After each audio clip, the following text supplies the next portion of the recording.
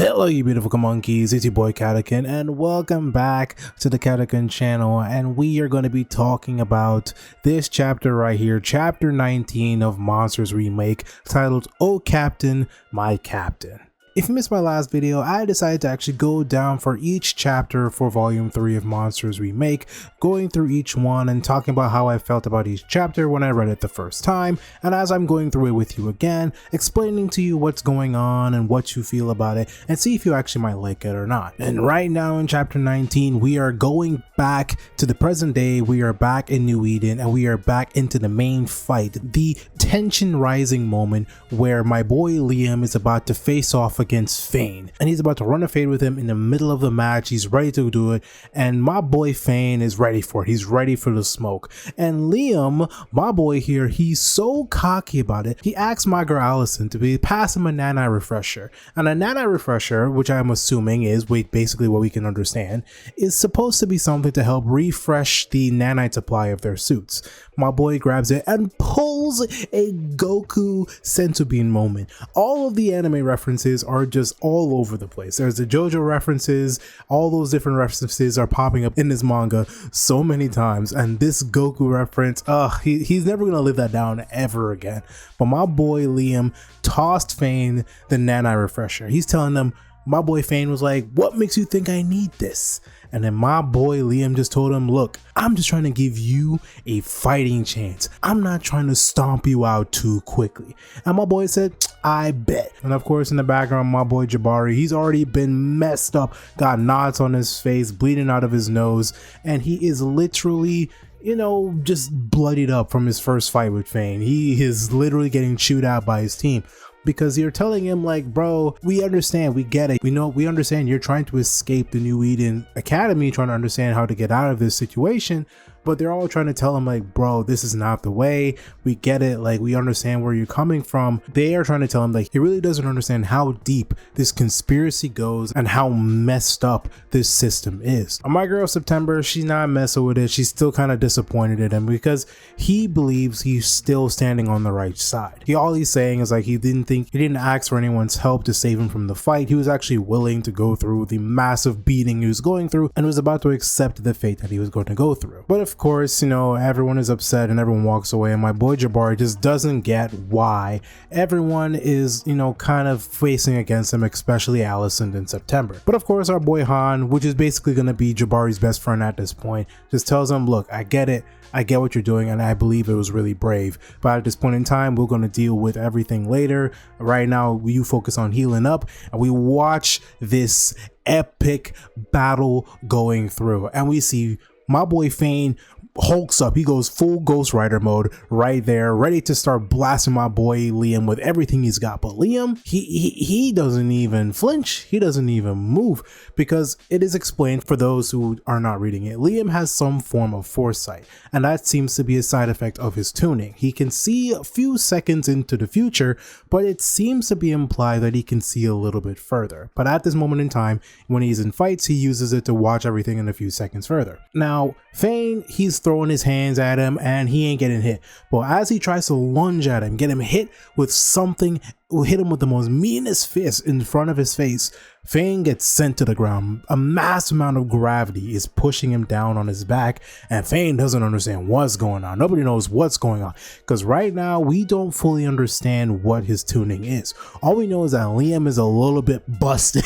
In this fight, Liam is just telling him, look, I will give you one more chance. He's talking to Fane, talking down to him with the one-eyed, evil eye look on his face, saying, look, promise to leave my team alone and you get to walk away from it. And Fane's like, listen, all of these powers and you're still holding back. What is good with you, bro? Why are you doing like this? And Liam is telling him like, bro, you don't even deserve to be a captain. Talking down to him, telling him that his title means absolutely nothing. And guess what? My boy Fane is, you know, egging him on, because he clearly understands a little bit about Liam's secret, because Liam seems to be hiding a little bit more about himself that he hasn't told his team or really anybody else, but some degree other people know, like the coach, Madam Dean, and seemingly some other members of different teams. It's only mainly his main alpha team that doesn't really understand what's going on. But right now, my boy Fane is getting ragdolled. Liam hasn't moved. He hasn't moved a single inch right now. All he's doing is just standing there and ragdolling him backwards and forwards. And guess what? He slams him into the ground. And he just doesn't understand. Like, Fane's like, bro, how are you doing all of this? How are you doing this? And my boy grabs him. He sends him down to the ground and grabs him by his collar while he's in the air. Man is tooted up in the air. Look at him. Bro doesn't understand what's happening to him right now. He's like, yo, is my ass in the air? Why? Why are you doing this? But as soon as Liam grabbed him, he's like, oh, nah, hell no. So he flash steps back, and then Liam is already behind him. He's like, oh no, does it look like you're slowing down there? What's going on here? And he's like, I thought you wanted to see it all of my power. And knocks him back with his shield, backhands him with the epic shield on his fist, bro. Like, he was ready for him at that moment. Fane was not ready for that shield bash. And of course the coach is saying, nah bro, it's over, we're done, cut it out, we ain't trying to do this anymore. But Liam is like, nah bro, lessons are still need to be learned, bro. The best lessons are learned through pain. Liam is out for blood, my guy. Now Jabari seems to notice something about Liam's ability, because every time he uses it, he hears like this low frequency groan. So keep in mind, for Jabari's side effect of his ability of manipulating sound, he is a lot more sensitive to sounds in general. So very fine-tuned sounds you may not be able to hear, he can hear pretty well, or might be able to catch it better than others. But of course, other people don't realistically hear it except for him. But people still don't fully understand, like, why is he able to do some of this crazy stuff? Because now he's pulling a Captain America. He's pulling Captain America moves, tossing his shield, bouncing off of walls, and smacking Fane across his cheek. And he's trying to understand, what is happening? How am I getting hit with this? Is it telekinesis? Is it teleportation? No one knows. And he gets uppercutted right in the chin with a massive left hook. I believe it's a left hook when you're using your left hand. When you're going the right hook, what is your left hand going to the right? I don't know. I'm not good with understanding fighting terminology at this point in time. But he got hit in the chin epically, but people don't fully understand what his power is. But now Liam is pulling up to him like, bro, I need you to understand something here. You're proud to be a captain? And he's like, let me help you understand the weight of the title that you bear. And he pulls out one of his epic moves. It's called Dark Star Event Horizon. This man pulled out a black hole for reasons so basically it's gonna get explained in the next frame or in the next panel. But before they get to that point, from the outside view, what everyone is looking at, everyone thinks that they're frozen. Nobody sees what's happening except for Liam just standing over Fane. But the coach understands, like, nah, this is not good. I understand what he's about to do. I can't do this. So the captain is about to hit him with a kill switch because it was installed not too long after a specific event that will be explained later on. And the reason why he's thinking about activating the kill switch on Liam is because he needs to set an example. He needs Liam to set an example for the other people who stay in line with the program. But he hits the kill switch and Liam gets bursts into flames. He's not burst into flames, but his entire suit essentially blew up.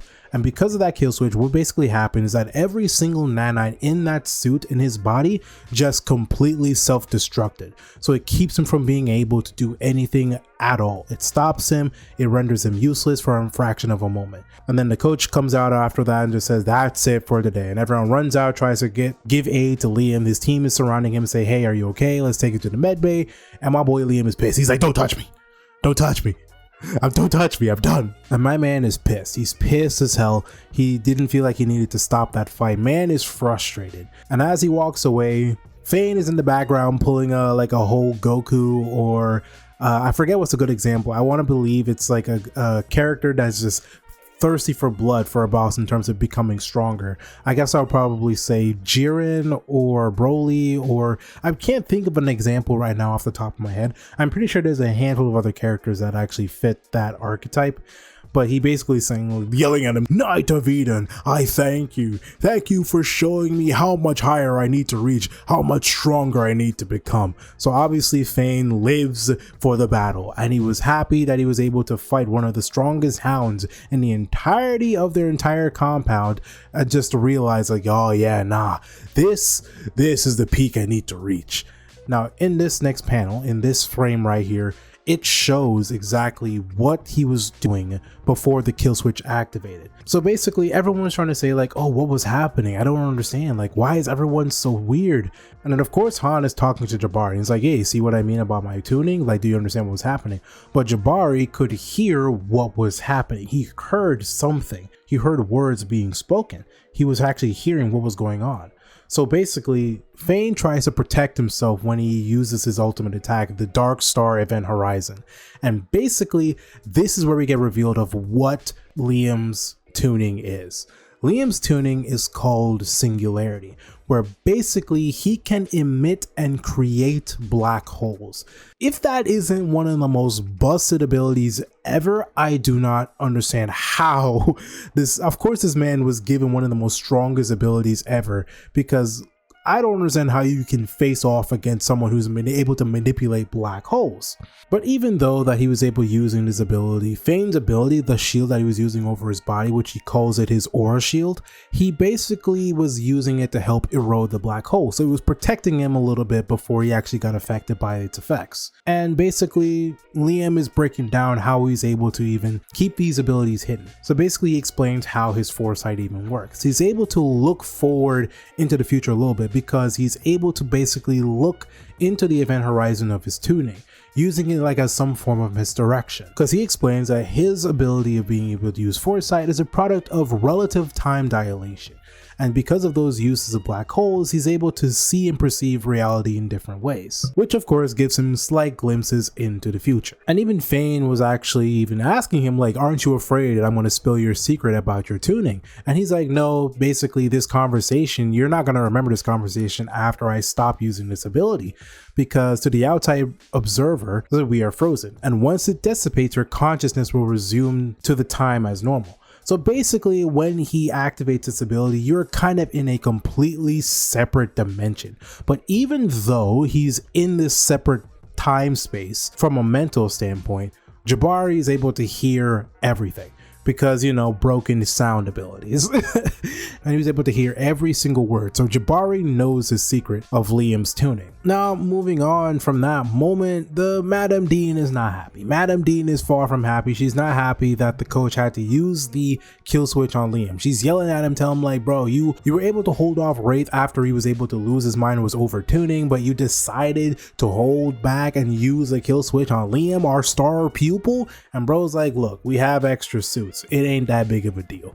But she's like, bro, but his tuning is gonna be suppressed for at least a week. So meaning when they use the kill switch, it also affects not just their physical body, it affects their tuning.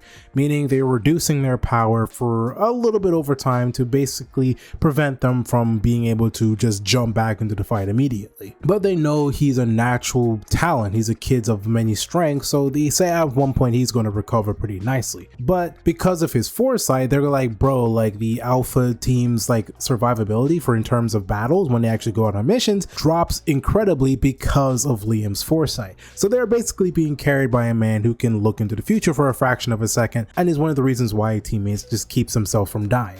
Now, basically, the coach is trying to like give some grace to the other characters like Wraith and Jabari, because he was trying to say like, look, both of them are trying their best. They are in like rough positions, so he's trying to give them some slack. And honestly, he's trying to say that, look, I understand that we had this thing go a little bit out of hand, but we'll be all right. But she's saying like, bro, like, but what am I about to pass on to the board? So the board is like some people that we don't really fully understand who the board is. We just get a reference of like, it's a disembodied source. Just think about it like the council in the MCU when Nick Fury was working at S.H.I.E.L.D. He's dealing with two separate entities. Like Nick Fury is one of the higher officials, but obviously there are people higher than him. And of course, Madame Dean is dealing with some people higher up than her. That's keeping her from being able to do what she pleases or trying to keep people in line. But he basically also explains that one of the reasons why he didn't use the kill switch on Wraith or Jabari is mainly because they are outcasts. They are people who are already on the verge of going rogue anyways, or already perceived to go rogue anyways at all for any particular reason. While Liam is someone who's been in line for the majority of the time he's been there. And you get a little frame of showing of what looks like to be young Liam. And since Liam has been the follower for all of the arcs of actual being a hound for up to this point, So even though that the kill switch was used on him, Liam is the beacon of leadership, and others are more likely to follow him into battle compared to others. So using the kill switch on him was reinforcing the fact that if he steps out of line, it's better that nobody else steps out of line. So people will follow along when something happens to him. And you get a little bit of a glimpse onto the darkness and the dark background of what is happening with the actual Hound program. And you see the coach a reference of what the program was for, because they created the program to be helping these kids, but clearly along the way something went horribly wrong. And Madame Dean seems to regret some of those actions, and you can see that she's looking back on a more positive time when the organization is back in its early conceptions. And then after that, that's the end of the chapter, and then after that we're going to go to talk about chapter 20 in the next video.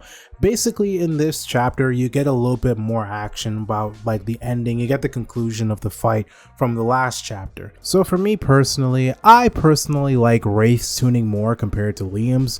Even though Liam's tuning is a little bit more broken, I personally like Wraith's a little bit more because I personally think Liam's tuning is a tad bit more complicated compared to others. I don't know, because when he tries to explain his power, it still feels a little bit hard to explain or hard to understand. But in simple terms, his manipulation of black holes just kind of wasn't like, it ain't really that it for me. It's not my favorite kind of tuning. Right now, Wraith is still up there, but as a character, so far, especially when you learn about his backstory later on, I really love his backstory. So far, he's like tier 2 character for me. Tier 2 compared to tier 1. Tier 1 is like top tier, but tier 2, he has a range. He has the possibility to surpass that. He has the possibility. But one of the main things I really like is Liam's backstory, but that gets delved deeper into other chapters, so I won't talk about it in this video. And as it slowly gets introduced, then that's what I'll talk about, how I feel about his backstory at all. But one of the things why I don't really majorly like his tuning is because I can't really visualize what the weaknesses could be for his tuning,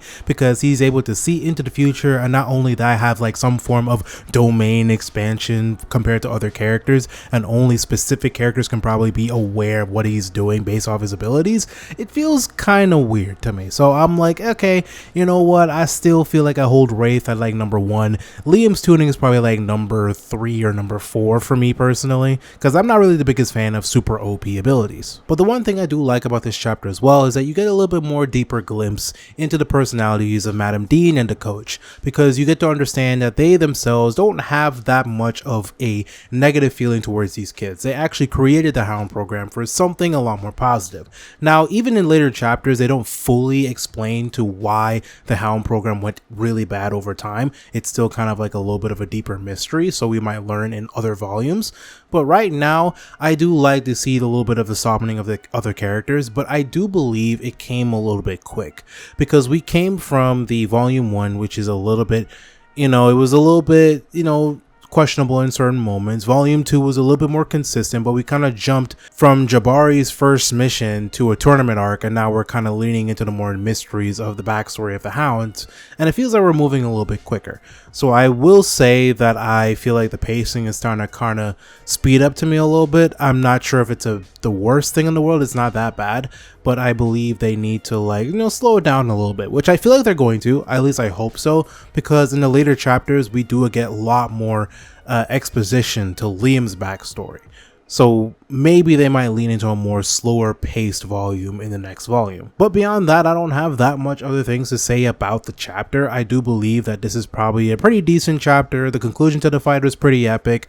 I love the fight between Fane and Liam. The fight was pretty fire. Outside of that, I feel like I have a lot more things to say about the other chapters. But you guys let me know how you guys feel about chapter 19 of Monster Remake. Did you guys really like Liam's tuning? Do you think it's a little bit too OP, or do you agree with me on there? Or do you believe it's just right, just balanced, or do you think it needs a little bit more? Do you guys like the little bit of the personality shifts with Madame Dean and the coach? Did you like the characterizations of Jabari and even September to a little bit when they were fighting off in the tournament arc at the latter end?